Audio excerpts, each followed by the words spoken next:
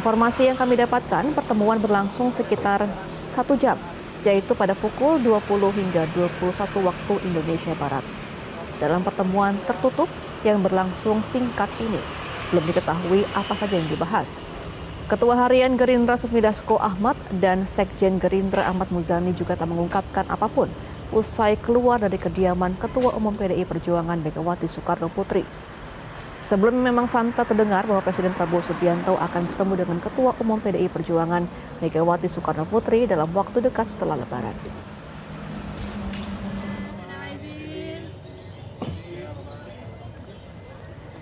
Tanda pertemuan keduanya akan terjadi diawali dengan pertemuan anak Prabowo Subianto Didit Hedi Prasetyo ke kediaman Megawati pada momen Idul Fitri. Mas, tadi ada pesan dari Pak Prabowo nggak, Mas? Saya pikir kita harus apresiasi nih, bahwa benar kata Prabowo bahwa musuh politik itu, lawan politik itu bukan musuh, gitu kan? Dan itu dipegang betul sama anaknya kan, dia bisa bersahabat dengan semuanya. Gitu kan? Baik dengan Puan Maharani, baik dengan putranya SBY, AHY. Nah, mereka memiliki kemampuan-kemampuan yang luar biasa karena didukung oleh kekuatan politik. Nah, tinggal pertemuannya Bahlil dengan Jokowi di Solo baru-baru ini, yang di situ dikatakan sama Bahlil bahwa itu momentum Lebaran begitulah. Tapi juga ada pertemuan Presiden Prabowo dengan Ibu Megawati Soekarno Putri.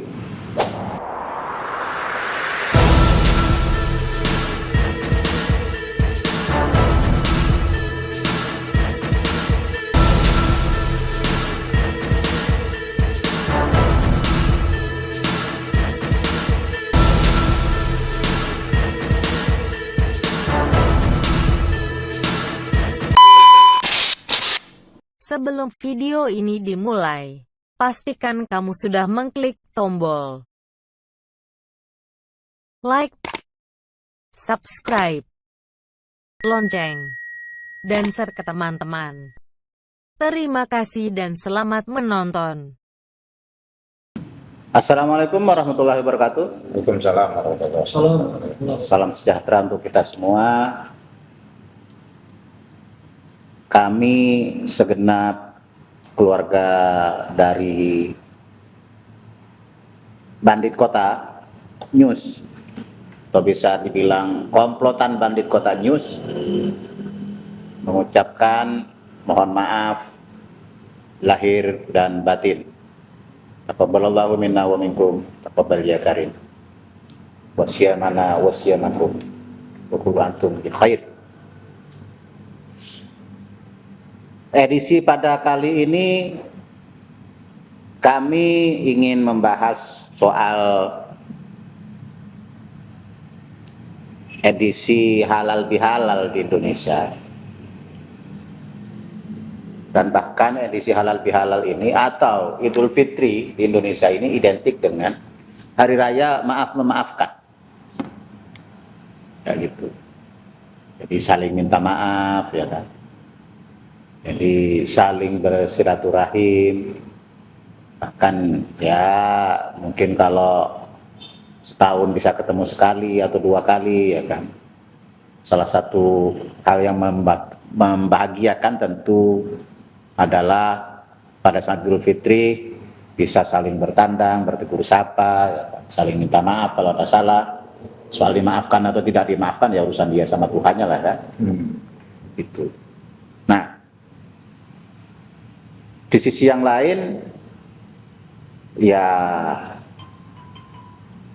baru-baru ini atau momentum Idul Fitri ini juga tidak terlepas dari ruang-ruang dialog yang spektrumnya lebih luas. Ada pertemuannya Bahlil dengan Jokowi di Solo baru-baru ini, yang di situ dikatakan sama Bahlil bahwa itu momentum Lebaran begitulah. Tapi juga ada pertemuan Presiden Prabowo dengan Ibu Megawati Soekarno Putri. Beliau dengan segala kerendahan hatinya, dengan segala adab yang dijunjung tingginya, berkunjung ke Tengku Umar, kediamannya Ibu Megawati, bersilaturahim di sana. Ya, walaupun ini tentu tidak terlepas dari tangan-tangan terampil yang men-setting momentum, yang men-setting agenda, dan yang menjahit semua potensi-potensi yang ada, itu adalah Profesor Sufmi Dasko Ahmad yang sekarang juga adalah Ketua Harian DPP Gerindra. Ini dikenal sebagai sering dipanggil Jenderal Kancil kalau tidak salah, dan di kalangan aktivis disebut Don Dasko. Nah, banyak juga pertemuan-pertemuan lain, terutama dalam hal masalah politik kenegaraan, dan tentu juga tidak bisa dipisahkan dengan berbagai fenomena-fenomena yang ada pada situasi belakangan ini. Hadir bersama saya ada Dedi Jaya. Siap. Assalamualaikum. Ada Aderi Sulfikri Sitompul. Siap, Assalamualaikum. Ini bandit-bandit ini nanti kita akan bahas silaturahim atau halal bihalal dari masyarakat awam sampai para begawan politik yang ada di Republik ini. Dad, gimana Dad? Iya, halal bihalal ini kan tradisi yang ada hanya di negara kita. Kalau di luar ya Idul Fitri gitu. Kalau Idul Fitri itu ada halal bihalal, itu ada ciri khas budaya kita juga. Budaya kita. Makanya kan setiap edisi kita selalu ini kan mengangkat budaya. Ya kan? Nah, ini menarik gitu kan. Nah, halal bihalal ini karena jadi tadi di tengah situasi ekonomi yang sedang tidak menentu, tentu juga kan perlu stabilitas politik gitu kan. Dan ini kalau kita lihat dari mulai roadshow-nya anaknya presiden kita itu, Mas Didit, dia mampu lakukan silaturahmi ke tokoh-tokoh lah, mantan-mantan presiden gitu kan. Dan ini kan baru gitu ya, momentum baru gitu. Ada anak presiden, dia soanin ke semuanya kan.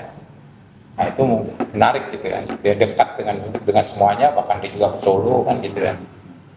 Nah, ini kan menjadi perbincangan juga di netizen lah gitu ya, bahwa apakah ini menjadi dutanya Prabowo gitu kan untuk berkomunikasi gitu kan, ya kan ada aja netizen kan, atau prolog gitu kan. Nah momentum ini ya, saya pikir kita harus apresiasi kan, bahwa benar kata Prabowo bahwa musuh politik itu, lawan politik itu bukan musuh gitu kan, dan itu dipegang betul sama anaknya kan, dia bisa bersahabat dengan semuanya gitu kan. Dan kemudian bahkan di ini untuk besanan ya kan ada aja netizen itu kan, besanan katanya kan, kalau dekat dan segala macam gitu kan. Nah tapi ya yang menarik kan kalem lah, Didit ini kan kalem ya, ini kan nggak inian. Dan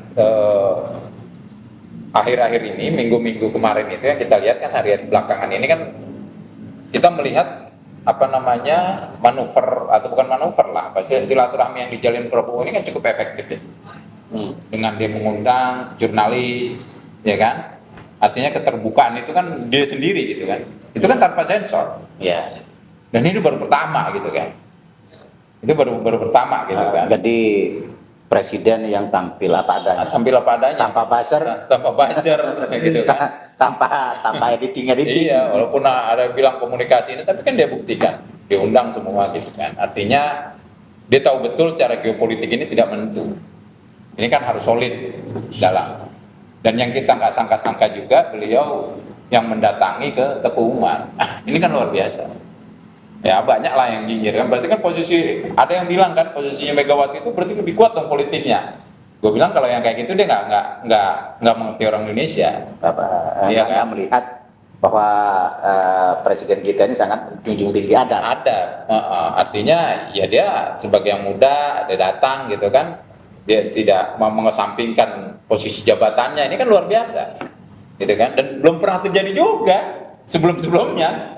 Ada seorang presiden mendatangi mantan presiden kan gitu. Mantan presiden, bahkan ini juga deh. Kita tengok misalnya saat Presiden Prabowo datang ke Profesor Emil Salim.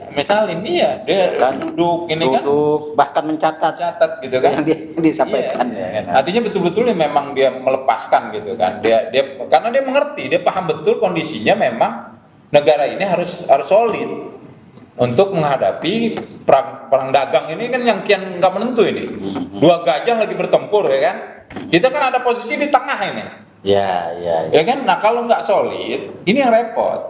Nah makanya betul juga itu ada pesan kemarin itu kan ada kalau mau paham-paham propaganda ini kan harus kita lawan.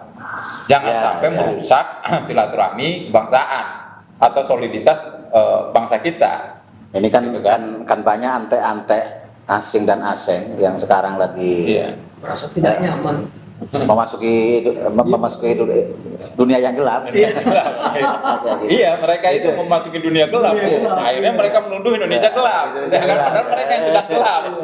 Ya kan? Memproduksi hoax dan propaganda dan Ya itu memang banyak lah halal politik itu yang memang kita cermati ya. Dari pertemuan di Solo juga cukup intens kan. Kalau kita beberapa titik kan Teguh Umar, kemudian Solo. Ini kan menarik ya, di Solo juga ya selain dari Bahlil kan sebelumnya juga Opung ke sana kan. Nah, itu kan kalau kita lihat kacamata kita yang agak miring rabun ini ada apa sih ini? Itu kan kira-kira gitu kan. Tapi kan ada juga anggapan begini. Ini Bahlil ke Solo ini memang dia yang punya niat silaturahim atau dia yang dipanggil? Nah itu. Kalau kita melihatnya remang-remang agak negatif, ini ada apa ini? Ya kan gitu kan? Pasca Prabowo hadir ke Teguh Umar, gitu kan? Gitu. Artinya ada orang yang bilang kan pengamat, berarti positioning Prabowo nih udah mulai agak berseberangan dengan Jokowi, ya kan? Ya kita amati aja lah hari-hari ke depan seperti apa, gitu kan? Namanya juga pengamat. Namanya juga pengamat, gitu kan? Tapi Bung Anderi, ini kan Bung Anderi ini salah satu orang yang pernah berpikir bahwa Bahlil adalah calon wakil presidennya Prabowo untuk 2029. Ya. Apakah bagian dari tegur gara-gara itu atau bagaimana ini? Ya, kita sih tidak berupa bagian daripada itu ya. Atau minta maaf, nggak betul itu Bang. Seperti itu. Jadi memang pada saat itu saya berpikir memang ya hanya satu yang masuk ke dalam logika berpikir saya sebagai anak muda masa depan yang memiliki kemampuan secara politik dan mampu memahami cara main percaturan politik itu adanya letaknya di Bahlil. Dan saya lakukan perbandingan baik dengan Puan Maharani, baik dengan putranya SBY, AHY. Nah, mereka memiliki kemampuan-kemampuan yang luar biasa karena didukung oleh kekuatan politik. Nah, tinggal memang saya perbandingkan lagi kepada Gibran yang saat ini sebagai wakil presiden. Nah, kekuatan politiknya secara partai belum jelas. Kalau kita kaitkan dengan partai PSI yang adik kandungnya sebagai ketua umum partai ya belum memiliki kekuatan apapun di dalam DPR RI, tetapi memiliki kekuatan di eksekutif sekarang ini. Kita harus pahami itu. Jadi masih sangat ada kemungkinan Bahlil ini nanti bikin munas luar biasa diganti Gibran. bisa jadi untuk bisa apa namanya mempersilahkan putra naik kata tahta dengan cara yang egaliter seperti itu ya kan. Tinggal sekarang ya persyaratan yang dipenuhi oleh Gibran itu sebagai anggota Golkar tadi atau sebagai simpatisan Golkar apa yang bisa membuktikan dia untuk bisa dia memiliki hak menerima kesempatan naik sebagai ketua umum Partai Golkar tentunya seperti itu. Kalau kita berbicara tentang hal-hal politik seperti yang bilang Bung Deddy tadi itu memang lingkupnya tadi memang untuk bisa mempersatukan kesatuan bangsa tadi. Nah di zaman dahulu, di zaman tahun-tahun yang tahun 1948 itu digagas oleh Pak Kiai Haji Abdul Wahab Hasbullah kalau saya tidak salah itu dari orang itu ya. Nah, pada saat itu kan 1948 itu sedang gonjang-ganjing politik yang luar biasa, terjadi perpecahan dan pimpinan-pimpinan politik ataupun penguasa-penguasa eliter tadi tidak memiliki satu kesatuan yang nyatu untuk membangun Indonesia, sehingga diperlukanlah langkah seperti itu. Nah, itulah yang dilakukan oleh proklamator Republik Indonesia kan, Bung Soekarno.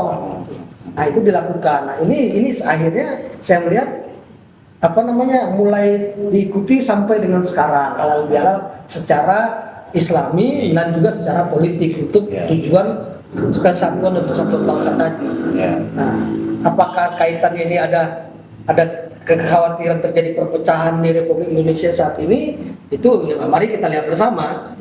Tapi sesungguhnya kan balik batu lah. Apakah ada udang di balik batu dalam artian apakah untuk meredam sesuatu yang berlatar belakangkan dari kepentingan partai politik tertentu dalam bermain di dalam fakta lapangan? Pertanyaan saya, kira-kira Hasto diampuni tidak? Nah, karena sudah bermaaf, Pak. Kalau secara hukum kemungkinan untuk dibebaskan itu bisa saja.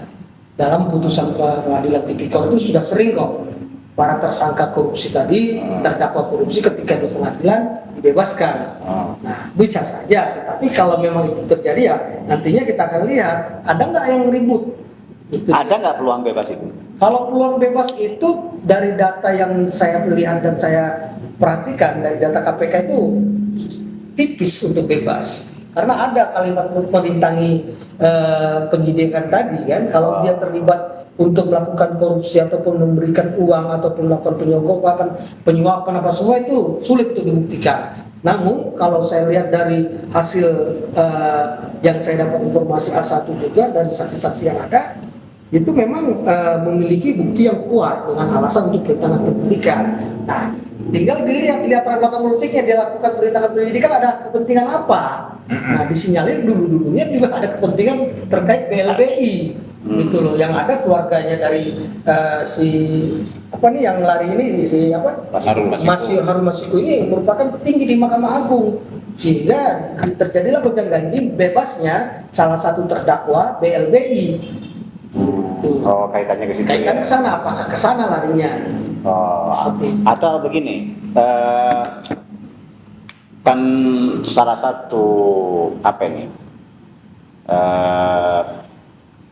titik masalahnya itu kan PAW anggota DPR waktu itu kan. PAW ya kan.